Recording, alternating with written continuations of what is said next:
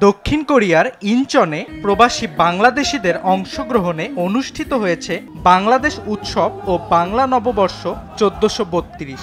বাংলাদেশের সংস্কৃতিকে বিশ্বাঙ্গনে তুলে ধরতে এই উৎসবের আয়োজন বলে জানিয়েছে আয়োজকরা। উৎসবের উদ্বোধন করেন Incheon Bangladesh community in Korea সংগঠনের সভাপতি শামীম ইসলাম। তিনি উৎসবে অংশ নেয়া সবাইকে নববর্ষের শুভেচ্ছা জানান।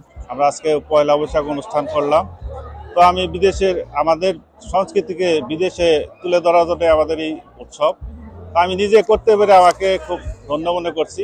এই ধরনের অনুষ্ঠান আমাদের মাধ্যমে প্রতি বছর হবে ইনশাআল্লাহ। ধন্যবাদ সবাইকে। অনুষ্ঠান উপস্থাপনা করেন বাংলাদেশের জনপ্রিয় অভিনেত্রী প্রিয়াঙ্কা জামান।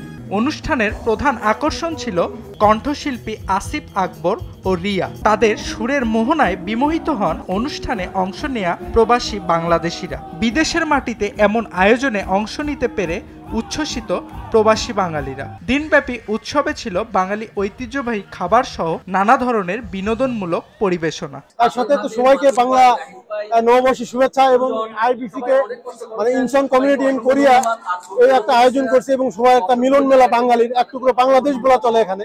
আমরা অনেক এনজয় করছি।